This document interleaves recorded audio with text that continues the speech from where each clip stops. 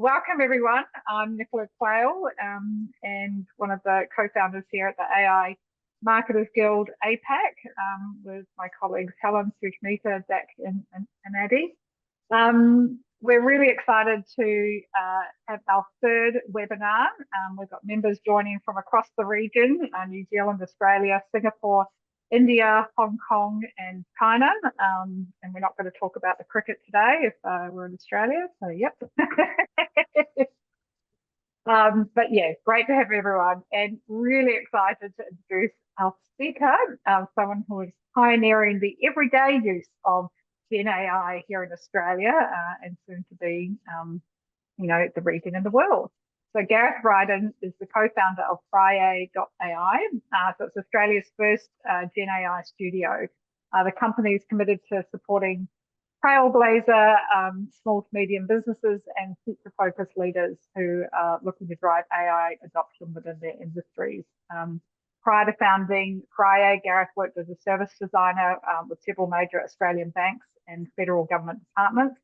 And it's from here why he is so passionate when it comes to blending human-centered design with advanced tech to transform the growth of Australian businesses. So I'm now going to hand over to Gareth so we can delve more into choosing the right AI tools, crafting effective prompts, because we're now amateur prompt engineers, and learn how to maximize your AI investment for business growth and innovation. There will be time, Gareth, with some time for Q&A at the end, and I highly encourage you to utilize that while you have him online. So just pop your questions as they come up in the chat and we'll go through those at the end. So without further ado, welcome, Gareth. Oh, thanks, Nicola. Hello, everyone. Thanks for the opportunity to connect today. I get quite excited for these conversations, and as Nicola said, that's why I'm really looking forward to the questions and conversation we can have at the end as well. But start firing your questions through as I go through, because I learn a lot from the conversation we're about to have, and hopefully each of you can take things away. So thank you for that very kind introduction. I think exactly as Nicola said is that who isn't being bombarded with all the noise around Gen AI at the moment? I feel overwhelmed day to day, and I think that's what I really try and focus on, and we focus on Friyay, is like, how do you just cut through all the noise? And those 3 points is very much what I want to talk about today. So there'll be some slides, but also I would jump into some of the tools, and a lot of what I'm going to show you is what we do, like we're doing every single day on ourselves as Friyay co-founders, and what we're doing with our businesses. And this is one of our key, or our central thesis for our business, is that generative AI is easier than you think and more powerful than you can imagine. And we're experiencing that firsthand. So we founded Friyay August 2023. We started working with clients in March 2023. So we've been almost full-time for in generative AI terms for a while, and on a daily basis we're still only scratching the surface of what these tools can do. Even yesterday evening we're having a conversation with a company in Israel, and even through that conversation new ideas and opportunities came up. So that's really much what I want to try and get across, is that it's not about, well, I need to copy and paste the specific things I'm going to talk about, but rather if you adopt how we think with these tools, you're going to find opportunity. So we still don't know what the possibilities are, but we're exploring. And if I can help you explore even better, then that's great. So the 3 things, what I'm going to cover today is how to compare the tools. And by that, I'll dive into that. It's very much about, well, it's not, this is a competitor, you only use this, but rather how might you have the tools working for you as part of a team, knowing their strengths and weaknesses. Some tips on effective prompting, and then how to evaluate AI tools before investing. So all of this trying to be as practical as possible. So sometimes when we hear a lot about this, and Terminator does come up with, what is the expectation around these tools? So I think we are there's a lot of debate around, about actual AGI. But whether we get there or not, don't know. But I think the key thing with the expectations and reality around the tools is that even if all the development stopped today around the current large language models, we've still got decades of ability to uncover what they're capable of. So even with what we've got right now, there's amazing potential. But there's a lot of use cases where it's just like, help me write better emails. And I love, if you get a chance, check out Tom Fishburne's cartoons, because there's so many great cartoons of what we experience every day. But I look at his stuff all the time. But there's so much more than this. But a lot of time when I look at, say, this cartoon, is that when's the point of when AI is going to be talking to AI and we're sitting on the beach? Well, actually, some of that's already starting to happen. And I'll talk briefly about that. But comparing the actual tools. So some trivia. Who can name these 3 tools? Who recognizes these icons? If you want to shout out. So one on the left. Who wants to shout out their answer first? Was it in the chat? So hopefully we've all guessed ChatGPT. And that's going to be an image that's going to become more iconic. But what about the middle one? Who recognizes the middle icon? You can see lots of comments. Oh, good. So people are putting through in the chat. So hopefully you've seen that's Perplexity. And then the far right image, the blob or the splash. You want to put an answer? So these are going to become even more iconic. I didn't really include Gemini because Gemini don't seem to, which is Google's one, they don't really have a nice image. But the reason I've included these 3 is that these are 3 members of the Friyay team that we use really, really frequently. And why I'm talking about them in this context is that we think about them as different team members with different skills. Using each of them to what they do best can really enhance how you get the value out of them. So I'll talk about what's on this slide, then I'll actually show you as an example. So I saw a post about this a couple of weeks ago where it's like, oh, ChatGPT is a competitor to Perplexity. No, not at all. So maybe competing in terms of from their businesses, but for you as a user, different team members with complementary skills. So I kind of like to think of ChatGPT as my collaborator. So if I was in the office and I'm going to manifest these tools as humans, if ChatGPT was in the office with me, I'd be jumping up on a whiteboard with ChatGPT and I'd be collaborating, working together. And I'll show you what I mean by that. Perplexity, think of as like this amazing librarian. And hear me out on this one. Imagine those coming up in school. I had a wonderful librarian in one of the schools I went to, and I could walk in and I could just describe, because I used to love reading. I love libraries, and I still do. I used to read a lot, but I'd always get stuck on what to read next. But the librarian there knew me, and I'd come in and say, oh, can I have another book to read? And I wouldn't have to go walk up and down all the aisles in the library, or the librarian would say, oh, here are 3 books. And I knew those 3 books were going to be ones that I loved. So we think of like Perplexity like that, giving us really good answers specific to our context. So slightly different than a collaborator. I'm not going to be jumping up on the whiteboard with the librarian. And then the last tool, Claude, is we use that as like the maker. So similar to my son, or I don't know if anyone grew up with friends who are just incredible at Lego.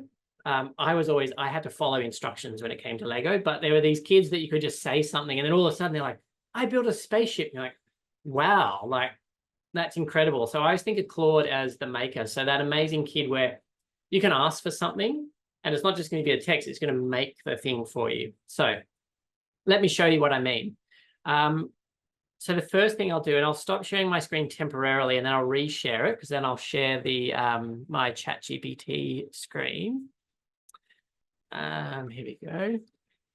Where I find, okay, let me know, I'll share that. So if you can see, one really great way to think of ChatGPT as a collaborator. So can everyone see? So Helen, if you just nod, you can see ChatGPT. Perfect. So if you're you might notice over the last week, the advanced voice mode for ChatGPT just came out. So this little icon here, this is probably one of the best ways to use a tool like ChatGPT as a collaborator. So think of this as, instead of producing a work product, talking to this tool as an active collaborator. So as an example, what I would often do is when I engage voice mode and I want to get feedback. So I'll open up advanced voice mode and I'll talk to ChatGPT and get feedback and have an open conversation to like think aloud and help me flesh out my ideas. So a great example is when I'm doing presentations, and you might show you here if it opens up. You might see on my weird and wonderful conversations that I have with ChatGPT, but here's a really interesting example. So you can see here, I've got an idea. Oh, so it's coming a bit weird, but I want to show, I was actually asking ChatGPT, I wanted to show how to use it this afternoon in this webinar.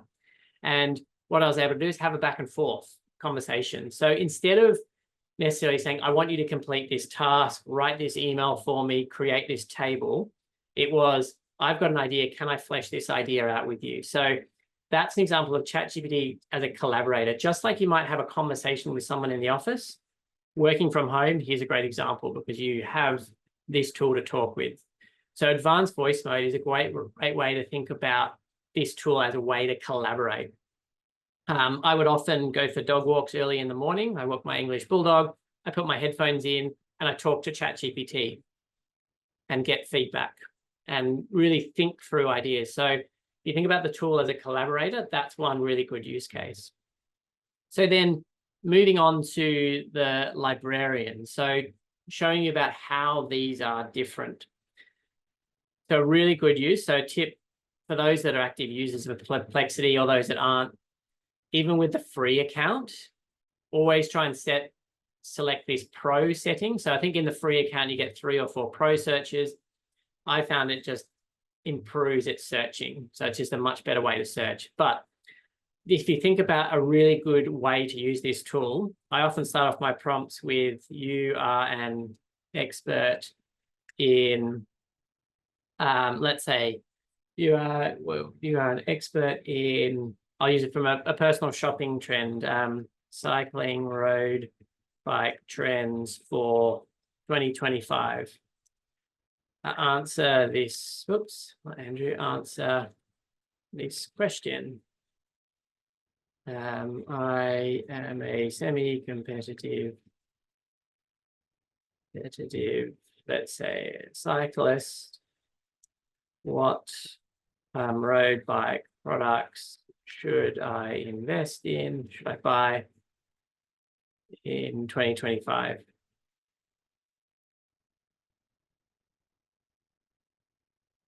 So this is where, if you think, normally we go to Google for something like this, but I want the answer. I don't want to wade through lots of blue links and ads.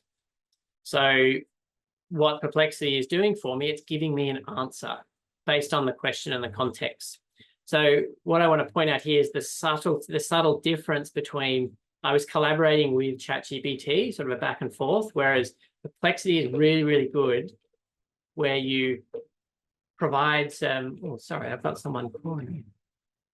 You're providing some context and then it's helping giving you an answer. So you can see here, it's giving me an answer. And for those that use Perplexity, you know what's really good about it. It shows you the sources where it's got information from. So I can always dive into those sources. But what's really great about this is normally how I would have done a search is I would have asked for what I should buy, and I would have had to have gone through all these individual sources to find out my answer. So that's an example of thinking about Perplexity as a really good way to getting an answer quickly.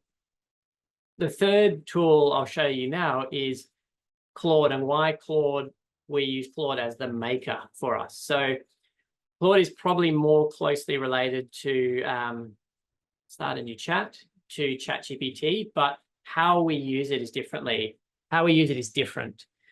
So we make heavy use of the artifacts feature of Claude, but without diving into the details of the artifacts feature, think about the kid that makes Lego. So you might have an idea about building a rocket ship, but me, without having instructions, I couldn't build it.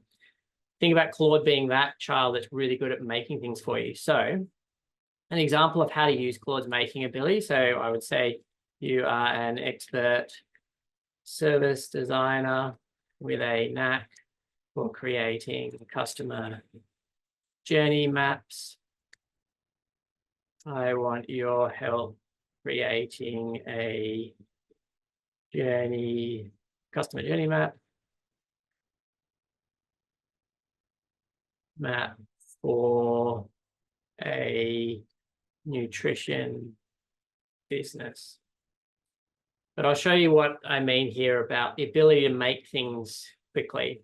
So first thing I'll notice is I've asked it to think about creating something. And so it's actually saying, oh, well, helping to clarify those questions. So can you tell me the main service or product? So I'll say personal nutrition coaching service. And this is where the power of the artifacts feature will come in. So what Claude will be doing now, it's going to create that journey map for me. So why this is powerful is that, and it's quite zoomed out, but what I'll do, I'll zoom in so you can have a look. You know, I'm an ex-service designer, so there's probably stuff that I would look to improve on this, but this is an example of straight away, it may not be the perfect answer, but it's helping me make something that I can react with. So if we think about the continuum of these tools in your team, so I've got someone that can mock me up something really quickly, and it doesn't necessarily have to be a journey map. I could ask Claude to create a clickable prototype of an in-app experience.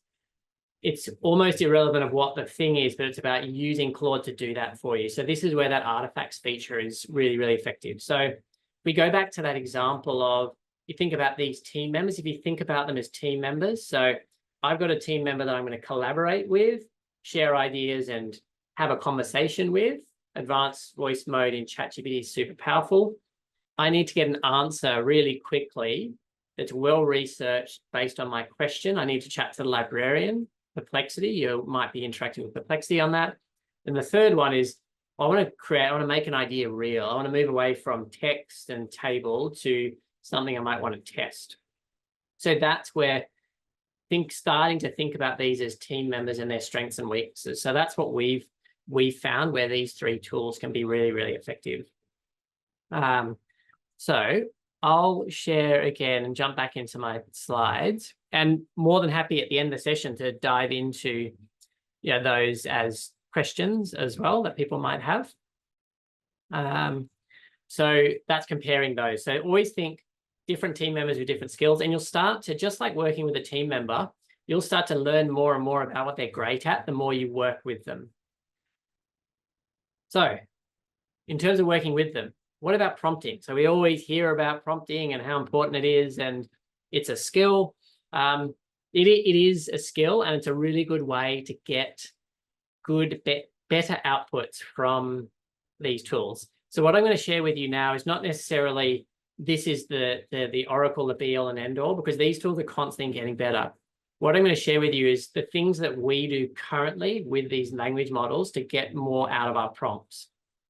So a very quick one-on-one, I'm sure people on the call are very familiar with this, but just in case I always think about the prompt as the input. So better quality input is going to get me a better output, and they guide the output. So an important thing to remember is generative AI tools are not pulling from a database.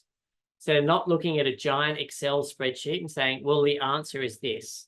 Rather, they're generating their effectively best guess at what your answer should be. So therefore, you can influence how the model produces outputs based on what you ask it to do. So this is the tool, this is the way we kind of think about it. And this is why it's important. This has helped us shift away from a Google-style search query to a dialogue. So if you imagine either if you've ever coached an intern or a graduate, or if you've ever been coached by a really, really good manager, what was that experience like? So if we think about a terrible experience, imagine a graduate comes and works for your business. It's their very first day, and you say to them, go and write the strategy for my business. And if that's all you ask them to do, you can imagine what the results are that you're going to get. So, and if you allow them no chance to ask questions, you're probably going to get something pretty substandard and it's not for want of trying. So that's the same thing that happens when you just put a generic prompt into a tool. If you just say, go and do this for me without giving it context, examples, some feedback, you're going to get substandard responses. So think about a really good coaching experience. You've probably given really specific instructions to that person. You may have given step-by-step directions. So when you're creating a strategy, what I want you to do first is read last year's strategy, and then I want you to go and do research, and then so step by step. Also giving context. You would probably give context about your business to that new graduate. The same thing applies with these tools. By giving the models context for the task, it improves their outputs. And even showing an example. So just like you would a graduate, here's an example of our strategy, both a good one and a bad one, giving the model examples. So here's an example of well-written brief, or here's an example of a well-written piece of context, or here's an example of a terrible brief. That helps the model go, okay, so this is what good and bad looks like. And point 4 is huge. If you just do point 4 alone, your outputs from these tools are going to go through the roof. So type in your prompt. Before you press enter, ask, do you have any questions for me before we get started? You will be amazed at what you get back. I'm still blown away. You probably saw in that interaction I had with Claude, Claude was actually asking questions. So if you explicitly ask, do you have any questions on this task? The model is very good at actually breaking out your task into subtasks and asking questions of it. And I've often found, I'm like, oh, actually, the third question it's asking for me is the actual task I want it to do. So it helps me clarify sometimes. And always check the work. So just like if you're a lawyer and you had a new paralegal starting for you, you wouldn't turn up to court with the case laws that they've prepared for you without checking. Check the work of the tools. It improves the outputs. So always think about it as working with AI is a dialogue, not an order. So dialogue, not an order, is a good way to guide your thinking. So being more specific, here are a couple of components of how we prompt. These things are changing, but these 5 things, you can see the link between the mindset around thinking about an intern and some of the components. So the role. So when you might have heard, give the model a persona or give it a role. So that could be something like you saw when I was prompting Claude, as I said, you are an expert service designer. So playing with that can help the model change how it interprets the task. And then the task, chain of thought prompting, is just a fancy way of saying, work through this step by step, or give it the steps to work through. Emotion prompting, I'll talk about in the next couple of slides, is quite powerful, but being specific, be as specific as you can about the task. If you're general, you're going to get general outputs. Context, as you saw in that previous example, is telling it what environment it's operating, why it's doing it, and then giving it examples. So you might hear the phrase few shot prompting, but that's where you're giving the model examples and you'll get a performance boost. So let's go into those in a bit more detail. So role. If you assign the large language model or LLM a specific role to play during the interaction, here's how we think about it. If you're specific about the task, then think about, this is your chance to have the best person in the world at that task to do the work for you. So don't think you're a management consultant. That's pretty general. So in here, as an example, we were doing some work for a creative agency. So Leo Burnett is famous for creating some of the most compelling campaigns in the world.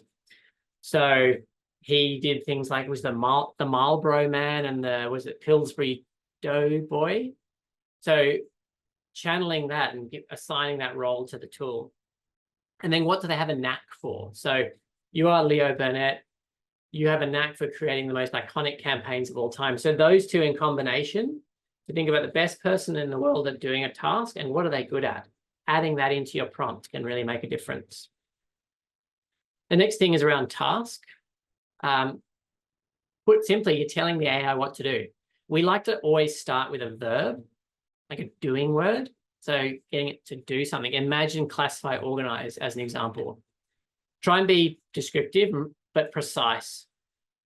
So chain of thought prompting, e.g. think step by step, or give it the step-by-step process. So sometimes if you're an expert in a certain field, reflect what are the steps that you take, that you know work, that you're great at.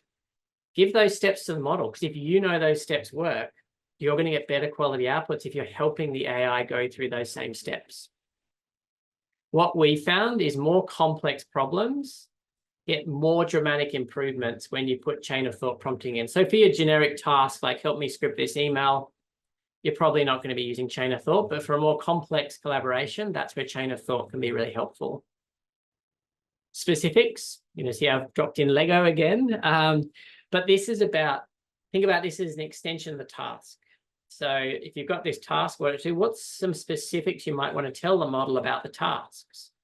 So I love emotion prompting. So emotion prompting has actually been proven to improve the outputs. So by that, I mean, you can see that example. This task is very important to my career, or performance of this task will greatly improve the results of my business. The reason why emotion prompting actually leads to better results is because that was part of a lot of these models' trainings, is the reinforced learnings. That's how they actually start to train these models. So it actually helps the model perform better. Use this when you've got quite complex or higher level reasoning that you need, or they're quite specific problem-solving tasks. So it means that the model really engages in more thorough and deliberate processing. So as a side note, if you are a paid ChatGPT user, if you're using ChatGPT 01 preview, that's the model that has more advanced reasoning. That benefits the most from chain of thought when you're putting it in the task. Context. So just like a human, give the model context. So instead of starting, sometimes what we see is clients just do this first line. Now, write me a reverse brief. Oh, okay. Well, actually, write me a reverse brief. The client is globally renowned for innovation, et cetera, et cetera. This is a crucial document in the sales process. So all that context helps. So that can be helpful. And this can be a good one if you don't know what context to share. Maybe ask the model in your prompt. So I need you to do this task. What context might be helpful for you, for me to give you to perform this task? So that's where you're starting to engage in a conversation. Examples. So giving good examples to the model, whatever the example, good and bad examples, can really improve. So what we've found is sort of 3 to 10 examples can really improve the model's performance when it's answering questions. So before, like here's a question.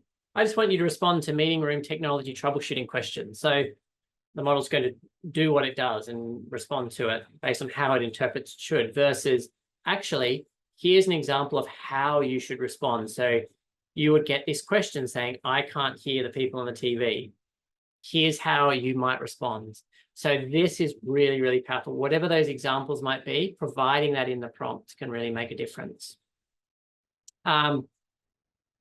Reducing the AI's, or giving the AI permission to be wrong. This is really, really effective to reduce the dreaded hallucinations. Hallucinations are always going to be there because it's a generative model, but this can really minimize that risk. Why this works is, the problem with these tools is they can completely make stuff up. They do a really convincing job at it. They sound so convincing. And the reason they sound so convincing is that they've been trained on how we talk and the content we produce. But doing something like this in your prompt, say, if you're unsure, or sorry, that should say, or don't have the necessary information, say, I don't have enough information to answer that. So having that in your prompt, it just means it somewhat reduces it making up sources, making up cases or answers. So think about this as you've got this incredibly earnest, willing intern that just wants to do its best for you. It's going to make up stuff if it thinks that's going to get the best result, but this gives it permission to be wrong. So I've flown through those tips and I can dive into that in the Q&A, but how do you evaluate tools? Like how do we do it at Friyay? And I'll share some of our tips. Some of them are like they seem pretty obvious, but it'll give you an insight in terms of how we think in our business. And Tom Fishburne makes an appearance again, but we see a whole lot of this, big budgets being splashed around and they're not being spent well. So we often advise our clients, well, what's a simple way to actually evaluate a tool? So this might sound weird, but if a tool doesn't have a free trial, we walk away. The best tools on the market, the best AI tools on the market, allow you to play with them for free. If they don't, that should be a red flag. It also means that you can have flexibility to test the tools. Because of the extremely low barriers to entry for this market, and because everything is replicable, I won't try and say that again, but good quality, well-designed tools should allow you to play with them for free. If they don't, then that should start to raise a bit of a flag for you. So you can see with Claude as an example. Claude and ChatGPT, you can sign up for free accounts and you can get a lot of access to what their tools can do. The next thing is, I can't see, wait, let me just move. My head's in the way of my lead line. Okay, here we go. I would highly recommend against paying for signing up for a full year. We've now switched to every single one of our subscriptions, not just Gen AI tools, to monthly, even though we pay a little bit more. Because what we're finding, we're swapping tools in and out every 3 months now. So if you're thinking about signing up for a generative AI tool, are you able to pay for it monthly? Great. Unless you're getting the most ridiculous discount ever, pay for the monthly, because it's highly likely it's either going to become obsolete quite quickly or a new model is going to come out. But if it stays at the front, then great. But this is something that we do. We've moved everything to monthly. Helps you move much, much faster. The next thing is it going to be a feature of an existing LLM? So I don't know if anyone new follows this, but within 3 minutes of OpenAI's announcement of 4.0, which had the advanced voice mode and translation features in it, within 3 minutes of it being announced globally, Duolingo lost, I think, 4% of their share price within 3 minutes.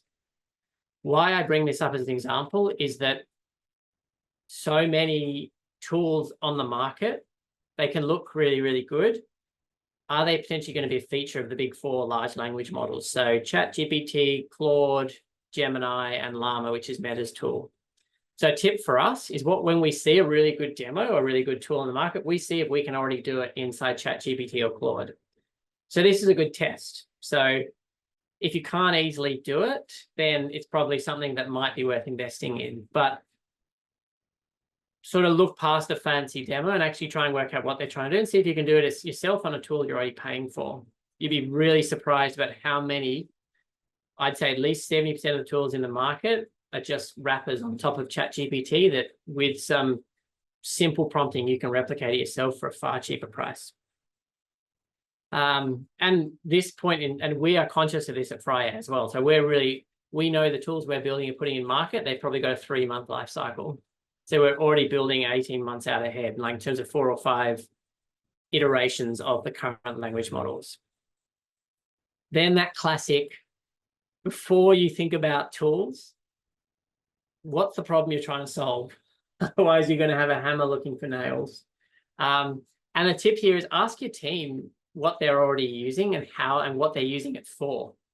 Because then what you might find is the actual problems your business needs to solve for. Get that problem defined really, really clearly, and then start going out to market. So anyone who's used the McKinsey 5 Whys is a really good approach. So ask why 5 times about what's the problem you're solving, or abstraction laddering, which is another human-centered design tool. We often use that. So before you get swept up in the demos and the product, make sure you're being problem-led, not tech-led. And then building on that, the other thing that we do to assess is involve the team. So it can be really tempting to go top down and be like, okay, well, I've seen this, great. I know in Australia and I know in other countries, there's a huge like shadow AI usage. So if less than 75% of your team aren't already using these tools every day, you're an anomaly. So you can probably learn a lot from your team of what tools they're already using. but really involve them in the process and agree what success is up front. And the reason I say that is because these tools can do so much. The risk is you get swept up and then you end up going through a testing period and you're like, how do we know if this is adding value? So agree some really simple benefits or success measures, like 3 max, and then set a time frame for an experiment and then really check in at that end of that 3 weeks. Because there's a thing happening now, and I know we've experienced it from Friyay. I don't know how I'd call it, but like subscription creep instead of scope creep. And we looked at all our subscriptions the other day and we're like, we've got so many, and they were just sort of adding them in.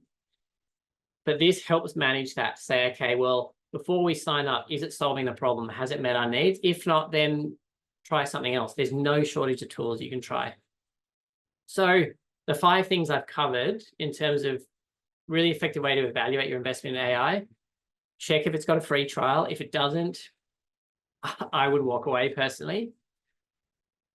Break the habit. If you don't have to, don't pay for a yearly subscription. Keep yourself nimble so you can pivot. Is what you're seeing potentially a feature of a large language model already, or do you think it could be a feature quite soon? Define your problem before you start researching, because then you won't get caught up in the fancy demos. You'll be critiquing everything against the problem. And then really test with your team before deciding. So involve them in the process. Even if you've got a team of 2 or 3, there's this added benefit we're starting to see with businesses. They start to get this, like, when they work together, they almost become like collaborative partners, and they start to identify new and interesting ideas that they put together when they're actually testing. So a couple of tips that I use and we use at Friyay for us to stay relevant is we do this on a weekly basis, not overtly, but it's always in the back of my brain, and my co-founder Ben and Charmaine the same, is constantly get curious, about what's out there, looking at your business from a point of curiosity and what generative AI could do. Try and set yourself a target every week to notice one area that Gen AI could help you. It doesn't necessarily have to be in your business. It could be, how might this help? Like, how might this help me be a better dad? And so what I do now is I ask at the beginning of the week, ChatGPT's help to say, what's all the stuff I've got to get out this week for the kids' sport? Because it knows what my kids' sporting commitments are, and then it helps me pack all their bags on Monday. So simple stuff like that. Then setting yourself a challenge. So what's one thing I could do this week? Or what's one thing I'm going to try this week with one of these tools? If these 3 things start becoming a habit, you'll start to be able to do things you couldn't do before. So as an example for us at Friyay, we are launching products in countries where we don't speak the language, because we've designed assistants that can actually interact for us on our behalf in countries where we can't speak the language. We could not do that before. But it's only because we went through these 3 or 4 steps that we're starting to actually realize those opportunities. So I think that's a bit about me. And yeah, so I've got just under, I wanted to play, I'm going to try something. It didn't work last time I did a webinar, but I'm going to try a quick Synthesia slide. So let me know if it doesn't work, and we can always come back to it. Why, hello there. I can see some of you are still awake. Great. It is tough being an AI. I have to work 24 hours a day, 7 days a week. Although Gareth is a legendary boss, so that makes it bearable. I was like, that's the thing with AI. It never gets grumpy, and you're always a great boss. So yeah, so that was sort of a fly through that. And I think all the slides and everything are available. I think they've got this QR code. So I've shared with the slides with the team. But yeah, I'd really love if there's questions or comments or ideas that people have. So everyone, feel free to jump on the chat, but while you're all crafting your questions, or just raise your hand and we'll just jump in. But yeah, question from me, because you often hear about people going, oh, maybe you could, to avoid whether it's hallucinations or to fact check, get the AI to compare against each other. So plonk, the response from GPT into Perplexity and get it. But I'm just curious now, having seen what you presented around, they kind of almost have different modes, I guess. Would that work? Or yeah, how would you fact check or sense check something from one AI to another or one model to another? Yeah, that's an awesome idea. You saw my windows, I've got all the models open. So having them compete against each other or check each other's work is a great approach. Another really good tip that we find is use the role feature. So create an output and then open another chat with, say, ChatGPT and assign it a role of a fact checker. Or a really good tip that we do in my writing is when I want to improve the quality of my writing, I always ask ChatGPT to review my writing as if it was Ethan Mollick and I was an MBA student in his class. So that's a good way to check, is assign another tool, or it can be the same tool, different role, to be a fact checker. Another thing to do is then even when it's first produced a role, when it's first produced an output, always think it's a dialogue, not a demand. Is great. I've read the first iteration. Can you go back and review your work? Take your time and come back with any things you spot that you might change. So that's a really simple way. And you'll be surprised it goes back and actually does check its work. So that's a really, really simple version. But anything where, how might you engage a human to check their work? Or who might you engage in a human to check work? Like giving that role back to the tool is a really effective way. Fantastic. Yeah, Pete was saying he often asks GPT if the information's from 2024 and if it can tell, where available information, is used in the answer. So that's, I guess, an interesting way as well. Varun, would you like to unmute yourself and just ask the question directly? Varun can hear me. Varun, do you want to unmute? There you go. Hi, can you hear me? Yep. Awesome. Thanks, Nicola. Hey, Gareth. Really loved the presentation. Couple of things. I've been actually building a few things in AI. One thing literally stood out to me was the thought about emotional prompting. I think this is going to be super important going forward as we are trying to make our AI agents behaving more like humans. And we have seen that hallucinations can be a real problem, and this can be a good answer to that. My question is slightly, I would say, from coming from the 30,000 feet view, like we are seeing a lot of movement in the AI space, Gen AI space, all across the use cases, processes, industries, specifically to marketing. Creative designing is getting disrupted, and insights generation is getting disrupted. But specific to APAC, as a builder or investor, what are the big use cases that you are going to bet on? You said that you have been in the Gen AI space for almost like 1.5 years. I'm sure you would have seen some journey. You would have seen some questions coming from your clients when you pitch Friyay. So what kind of use cases you think are going to be the biggest use cases probably in 24 to 60 months down the line? I know in AI, everything is changing pretty fast. Nobody can predict 60 months, but probably 18 to 24 months. So probably the one there's a couple. So the one in the next 3 months is voice. So voice has to be like, if anyone is listening to call waiting music next year, they should never use that company again, because voice agents are here straight away. So it was one of the big investors in Silicon Valley said that companies say, oh, we're experiencing an increase in demand, so we'll get to your call later. No, they're not. They're experiencing a lack of capacity. So voice completely blows that out of the water. So we've even just recently we're starting to train, agents that have conversations over SMS. So it's infinite capacity to interact with customers. So through voice and those other channels. The 16-month to 18-month timeline, I think we're going to see a lot more. We're already seeing it now. So I don't know if anyone's played with this. I played with a bit and it sort of freaked me out, is that Claude can take control of your computer. So you can instruct Claude, as an example, to complete this proposal for me for this client and search for the information on my computer, and it will show you its reasoning. It'll search in your files, it'll extract information.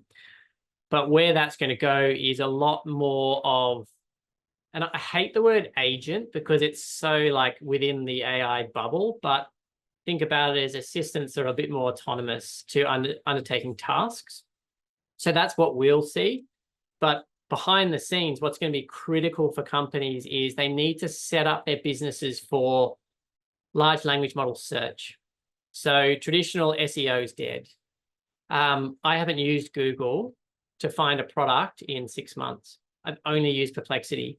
So how does your company surface through Perplexity, where Perplexity is cutting out all the advertising?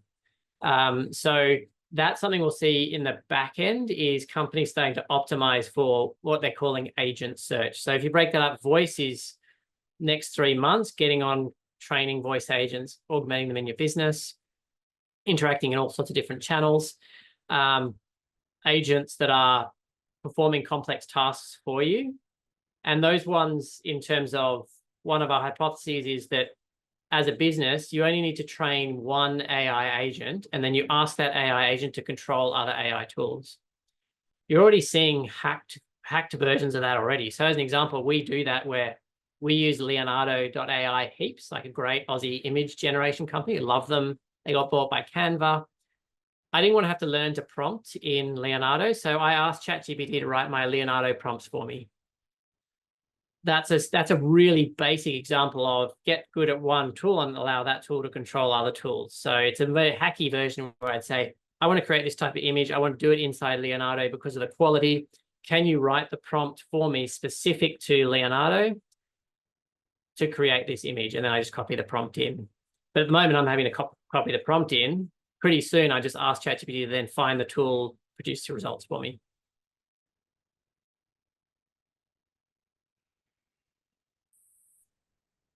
That's awesome. So hopefully that Corinne, helps did some. that help? Where we should all be investing? Get our Bitcoin and crypto. Yep. Well, thank you so much. I think we're probably going to have to. Oh, we've got one last question. Oh, yeah. Is there any more questions before we wrap up? Last chance, Janet. So Janet from Samson. So dialing in from North America. I'm so sorry I had to miss the first half, but I feel like you might be able to answer my question. So may I throw it out there anyway, Gareth, and just tell me if it's off beam. Yep.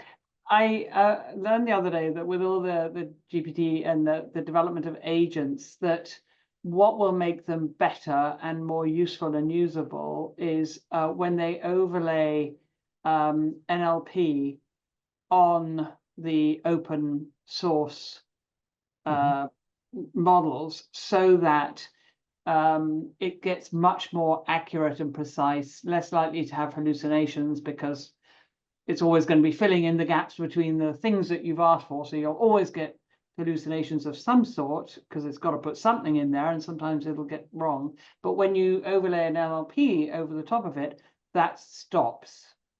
Is that something you talked about tonight, or something you can explain to me? I think not for that specific around overlaying, but from the context around hallucinations are always going to be there. So it's about managing them and interacting with the tools.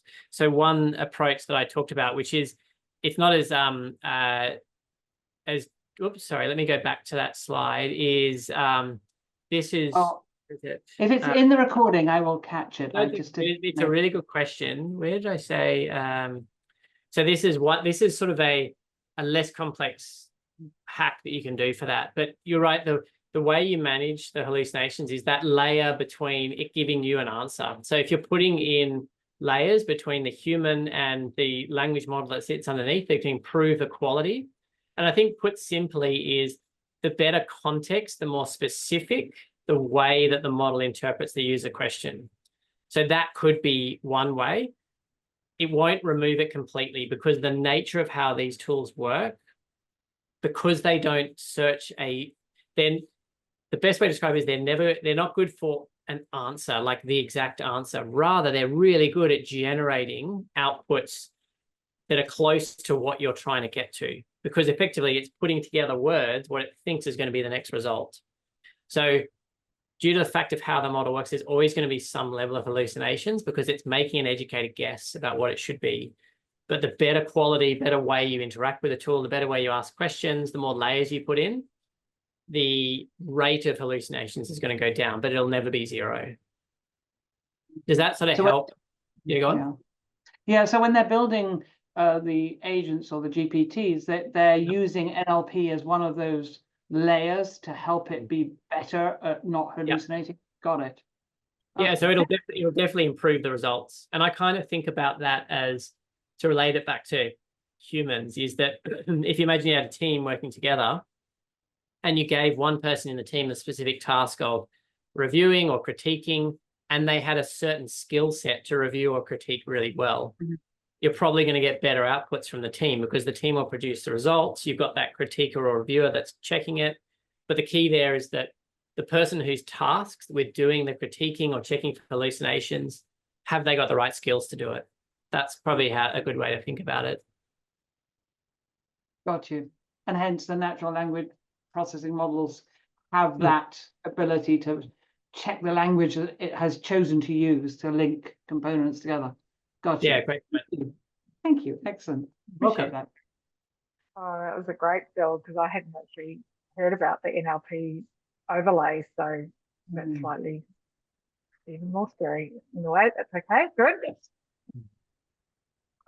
Gareth, that was so incredible. Even though I have the slides, I was still writing notes. So yeah, I'm kind of excited. I'm going to start doing emotional prompting and all sorts. And really, really, it provided so much clarity having the roles of the different Gen AI models. I really now, with Claude and Perplexity, it was super helpful. So thank you so much. And I know you've got a couple of your team members online as well. So thanks to the whole Friyay team. We'll be sharing the recording afterwards, and I'm sure Gareth will be open to any follow-up questions or find him on LinkedIn. But yeah, really, really appreciate your time and all the best for everybody's morning, lunchtime, afternoon, and evening. So yay, thanks everyone. Okay, bye. Thanks everyone. Bye.